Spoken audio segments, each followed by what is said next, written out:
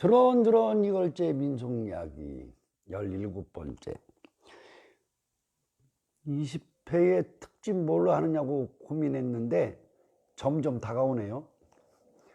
못할 수도 있죠. 뭐 그럴 수도 있는 게 사람이죠. 이게 깽매기예요, 그죠? 괭과리, 깽매기. 공주 사람들은 깽매기라고 하죠.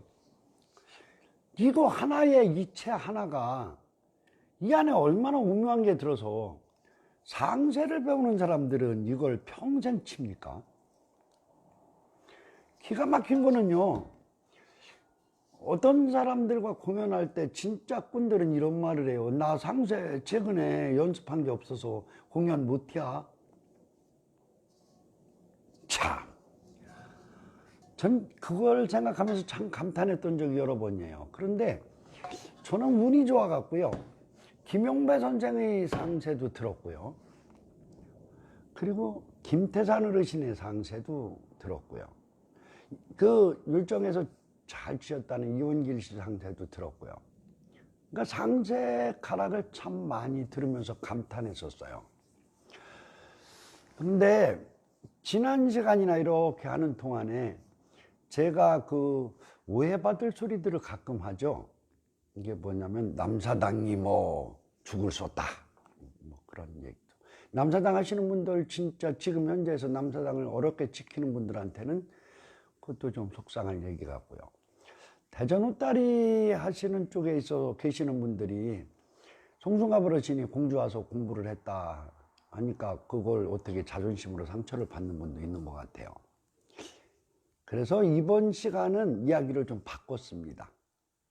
대전 충남에서 활동한 명인들 이야기. 그 중에서요, 분명히 대전 충청도 출신으로 하신 분들 이야기 세 분에 대한 이야기를 하고 싶어요. 송순갑 어르신, 그리고 또 누구예요? 예산의 박익수 선생, 그리고 제가 이름을 끝내 못 찾았었는데 서산에서는 그냥 황새라고 그래요. 황새. 날아다니는 황새라는 의미로 얘기를 해서 좀 비아냥거린 분도 있었고요, 존경해서 황새 같은 분이다 이렇게 표현하신 분도 있었던 황새. 그분을 얘기를 하다 보니까 정철기 선생님, 그분 성함이 황금만 씨라고 하더라고요. 근데 사실 제가 세 번을 가서 성함을 끝내 본명을 못 찾고 돌아왔어요. 그랬는데 황금만 씨라고 하는데 그 세 분 이야기를 좀 하겠습니다. 자, 송순갑 어르신 얘기를 좀 합시다. 결론부터 말하면 저는 송순갑 선생님을 참으로 존경합니다. 왜 존경하느냐고요? 그분은요, 대전 후다리 하나를 세우기 위해서 평생을 쏟아부었어요. 뭘로? 남들한테, 특히 제가 감탄했던 부분이 뭐냐면 남들한테 공부하는 힘이요. 이 소리를 처음 들은 것이 사실은 김태산 어르신이 송순갑 어르신을 말할 때 이렇게 표현하셨어요. 그 사람 가락 욕심이 굉장히 많아. 욕심이라고 하셨어요. 그런데 그분 이야기하고 먼저 말씀드렸던 이제 정확한 시기를 좀 밝히겠습니다. 1986년도 7월경에 온천장, 유성 온천장, 그때 그게 호텔, 온천장 호텔인데 그 앞에 온천장이라고 따로 있었어요. 그 앞에 식당에서 송순갑 어르신을 만났어요.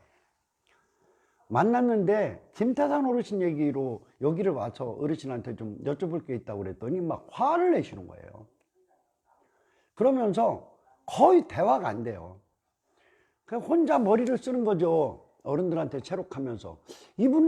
진짜 이분이 좋아할 말로 칭찬을 해드려야 마음이 풀릴 것 같아. 근데 그 말이 생각났어요. 그래서 욕심이라는 표현을 살짝 바꿨습니다. 김태산 어르신은 선생님이 가락을 공부하는 데는 세상 누구도 못 따라간다고 얘기를 하시고 칭찬하셨는데 선생님은 왜 그분 얘기 나오니까 이렇게 화를 내? 이제 이렇게 얘기를 했는데요, 그 말에 풀어주시더라고요. 그래서 이야기를 좀 들었어요. 많은 얘기도 못 들었고요. 하나 더 솔직히 고백할 게 있어요. 그때 제가 농악을 체록한 게 아닙니다. 그때만 해도 문학을, 제가 소설가를 꿈꾸고 있었고 명인이라는 소설 하나를 쓴다고 이렇게 체록을 할 때라 농악에 대한 지식도 사실 그때 많지 않았고요. 그래서 지금 요구를 했던 자세한 내용은 여쭤보지 못했어요. 그런데요, 그분을 이야기하고 나오면서 공부는 이분처럼 해야 된다 이런 생각을 갖고 나왔어요. 식당에서 나오면서. 저는 보지 못했지만 송 선생님의 일생을 이렇게 기록해 놓은 기록문들을 보면 이유문 선생의 동생인 이재문 선생에게 버나 살판 세미놀이 병신구 풍물 얼른 소떼타기 쌍줄배기죠. 그를 배웠고 원육덕 선생님, 이원보 선생님, 심선욱 선생님한테 배웠대요. 그런데 그분 말고가 진짜 많습니다. 이분이 공주에서 먼저 시간에 말씀드린 대로 상모하고 판재에서 도우는 장군놀이하고를 공주의 최양래 선생님한테 배우고 최양래 선생님은 송덕주 선생님한테, 송중갑 선생님한테 상세를 안 가르치셨어요. 그래서 김태산 어르신한테 상세는 따로 배웠어요. 그리고요, 김복섭이라는 분을 아시는 분들은 아실 거예요. 축원소리로 전국을 울렸던 사람인데요. 그분의 장구 짱단이 좋았습니다. 설장군 놀이 형태가 있었는데 그분의 장구를 배우시기도 했지만 김복섭 선생님이 공연할 때는 장단을 쳐주시기도 했어요. 그 다음에 먼저 말씀드린 대로 김덕수 선생님이 아버님 조남이 문자학자시죠. 김문학 선생님의 동생으로 대전 옥천에서 최고의 상세였던 김쇠한테 배우셨고요. 그리고 남사당 전에 또 말씀드릴 게 있네요. 그 평택의 최상세, 그리고 남사당의 남선생, 그리고 평택에 또 한 분이 있어요. 송상세라고. 이분은 지금 살아계신 걸로 내가 듣고 있는데 그분들하고도 교분이 있었을 뿐 아니라 상세를 배우셨어요. 판을 넓혀서 교류가 넓었던 것도 굉장하십니다.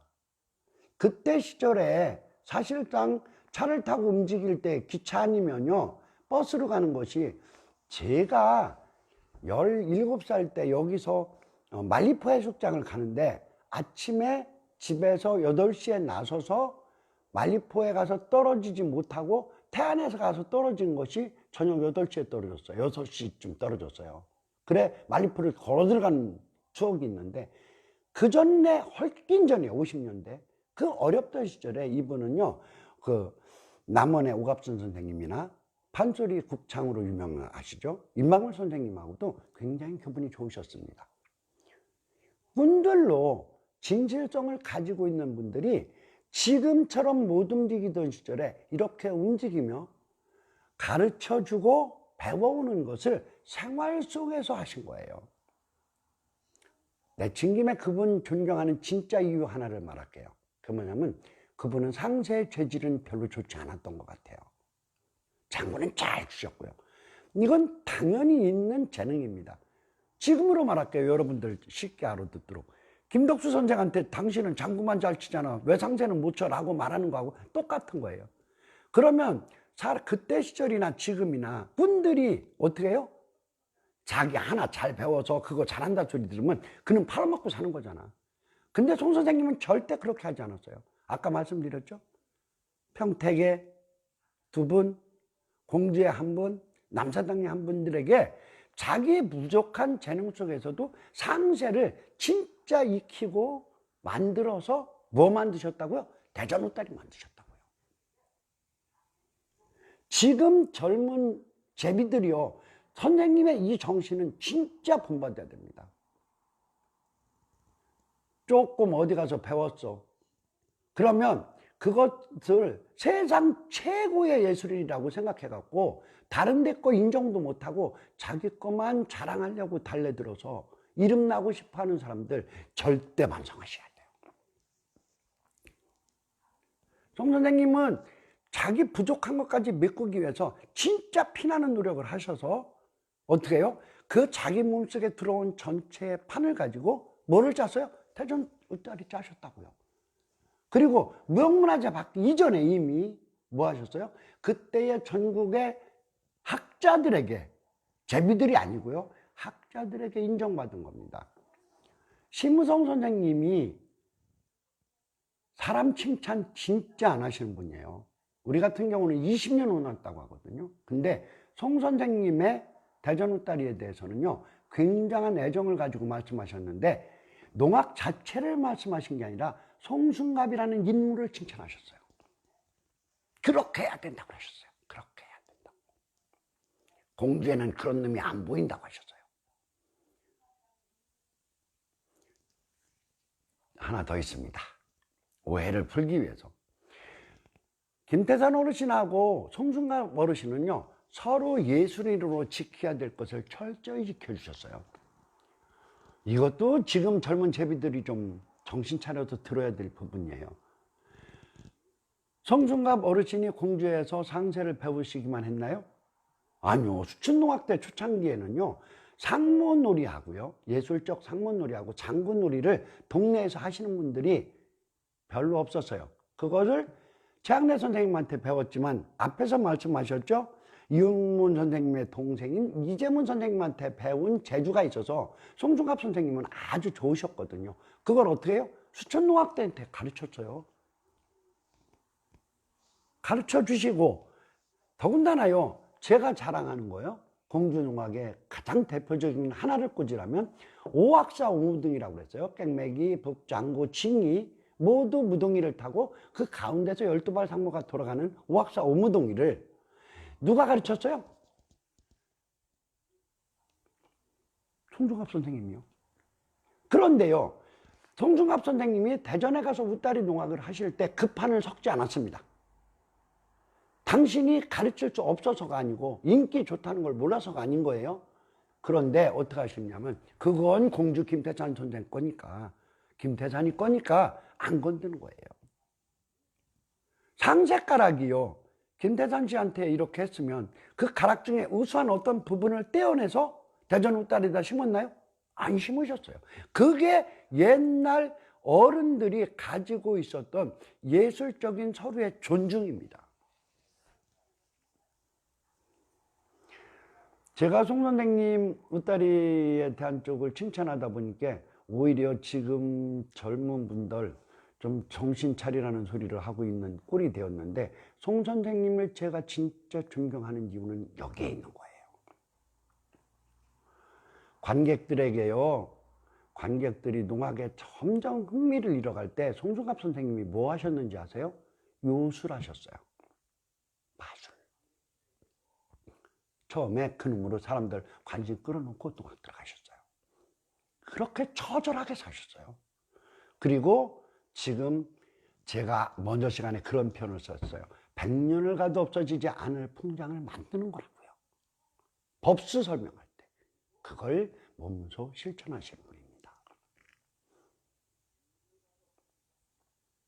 귀는 자그마하시고 이야기를 하시면 굉장한 고집이 느껴져서 자세한 이야기를 듣는 것이 굉장히 어려웠던 분, 내가 그렇게 기억하고 있어요. 그런데 그분을 그 후에 굉장히 존경하고 있습니다. 사실 제가 송 선생님 딱 2번 본 거예요. 딱 2번. 그런데 평생 잊지 못할 분이 된 거죠. 한 번은 언제였냐면, 1900, 먼저 시간에 연도를 잘못 말씀드렸는데 87년도라고 했는데 85년도 공주에서 풍장대회 나갈 때입니다. 이분이 1912년생이시니까 그때 연세가 이미 73이셨어요. 근데 김태산 씨가 지도를 한다고 해서 하는 소리를 듣고 오셔서 2분이 앉아서 이야기하고 이렇게 하는 소리 들은 것이 한 번이고요. 그건 그때 면적이 책임자로 가 있다가 들은 거고요. 2번째는 아까 말씀드린 일부러 이야기 채록을 갔던 때의 일입니다. 지금 세상에도 여러분들이 깊이 생각해야 될 게 있습니다. 세월이 지나서요, 여러분들이 80대, 90대가 되면은 어떻게 해요? 후배들이 자기 이름을 걸어서 어떤 이야기를 할 수 있도록 열심히 배우세요. 그리고 송 선생님이 평생 가졌던 마음 중에서 내가 최고야 라는 말을 하지 마세요.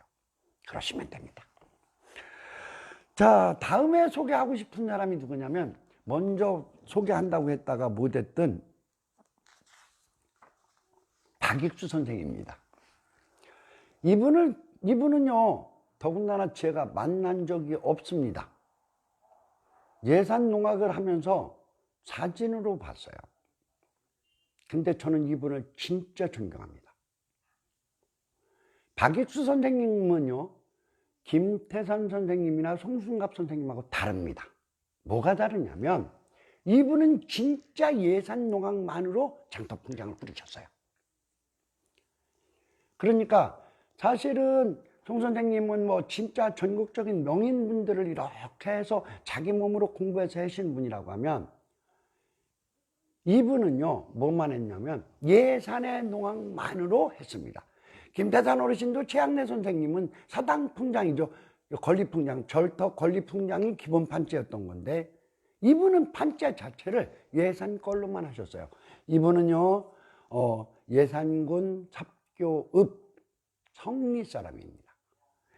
성리에서 태어나서 똑같아요. 17살에 두레꾼에 들어가서 꽁배짜리로 상모와 복고를 배우는데, 그 동네의 최고 상세였던 김종갑 씨가 다행스럽게도 삽교, 그 당시로 일제강점기입니다. 일제강점기에 삽교 최고의 상세로 이름을 떨치던 분이었었어요.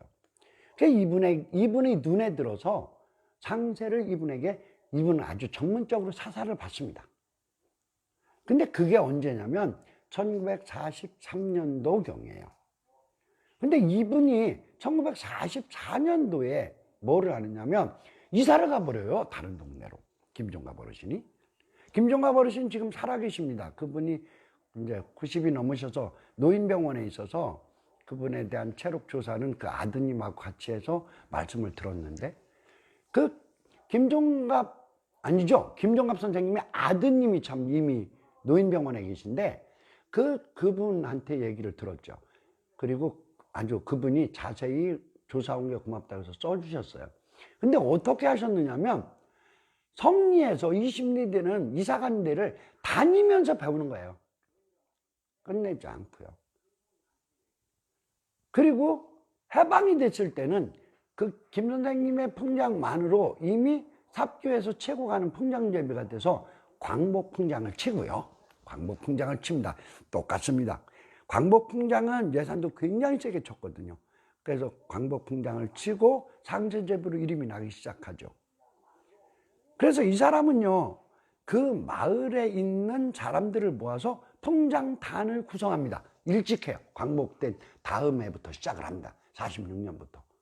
해가지고 지금 예산에서 활동하고 계시면서 예산의 농악을 살려내려고 굉장히 노력하시는 분이 구락서 씨인데, 그 구락서 씨의 아버지가 머리북제비고 해서 동네 사람들로만 풍장을 쳐서 예산 삽교 풍장 대회를 휩쓸어요. 다른 데보다 먼저 시작한 힘도 있지만, 그렇게 휩쓸었으면 이 농악으로 계속 잘난 척하다 말았으면 끝났겠죠. 제가 존경한다는 말을 할 이유도 없었고요. 근데 한국전쟁 후에 이분은 아주 새로운 행보를 시작합니다. 성리는 그대로 두고요. 그대로 두고서 덕산으로 움직입니다. 자전거를 타고요. 덕산까지 가는 거예요. 가갖고요. 덕산의 풍장제비들에 대한 실태를 파악을 해요. 그래서 그때의 덕산면에서 굉장히 유명했던 풍장 세 마을 사람들을 모읍니다. 그 중에 잘하는 사람들을 모으는 거예요. 모아가지고 어떻게 해요? 그 판을 다시 짭니다.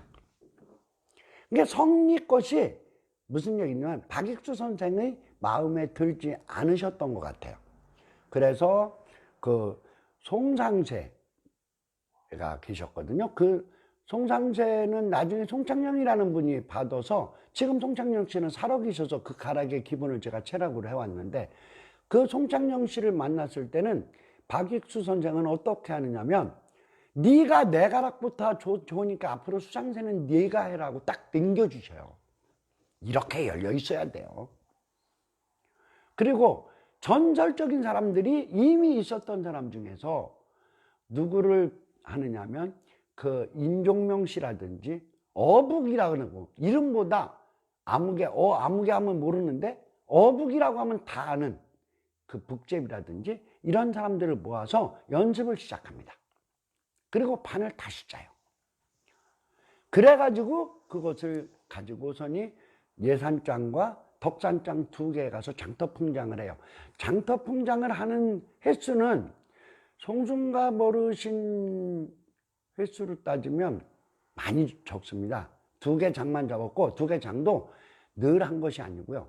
음력 7월 한 달은 거의 했지만, 또 이제 동짓달 하고 이렇게 했지만, 농번기에는 거의 못 했거든요. 그래도 어쨌든 장터풍장을 이겨오시죠. 근데 송순갑 어르신도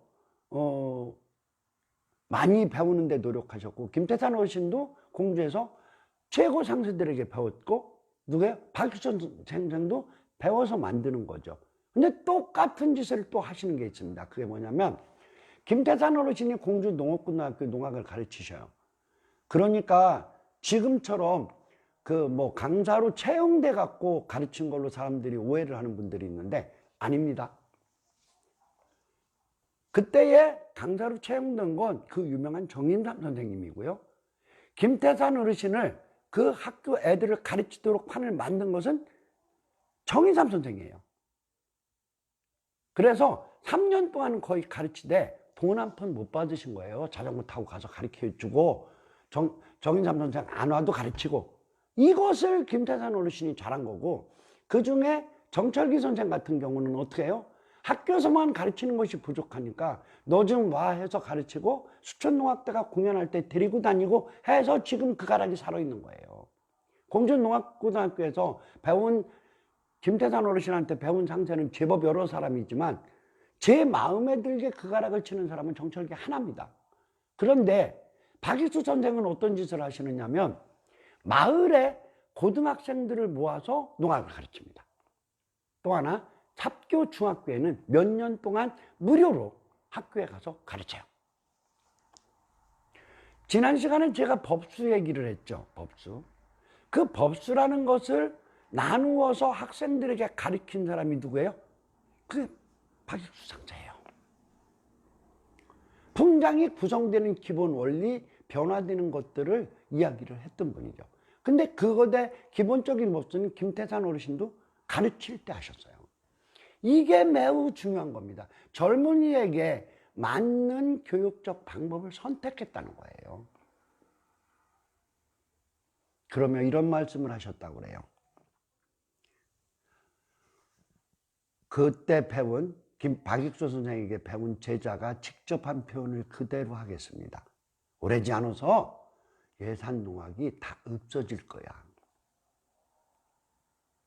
외지농악 들어와서 난리치니까. 그때 네가 이게 예산농악입니다 하고 자랑해. 이렇게 말씀하셨대요. 선견지명입니다. 이게 70년대 일입니다. 박익수 선생은요, 예산에 그 후에 풍장대회에서 1970년대를 넘어가면서 상을 못합니다. 왜 그런지 아세요? 남사당 농악에 뭐에 바깥의 것이 막 들어와서요, 판재가 화려해지고 하면서 안 해요. 못 타요.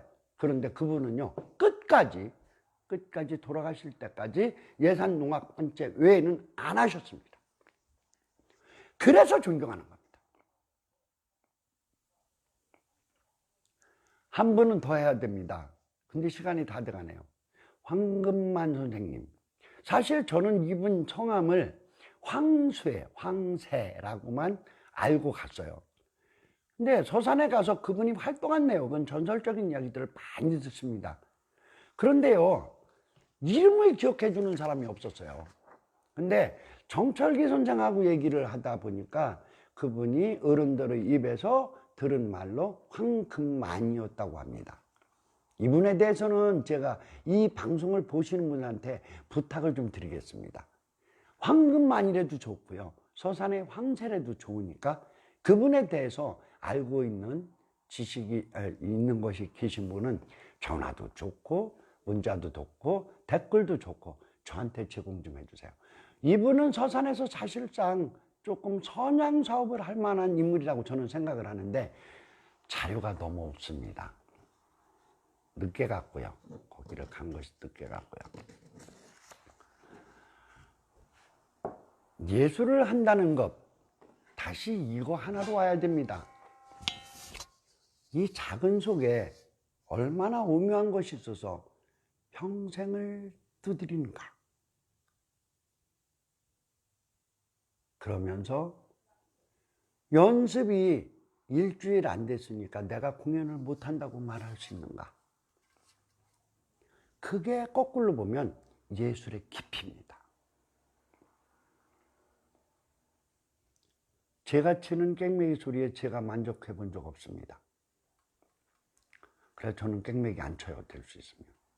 시골 풍장에 흉내 낼 때나 하고요.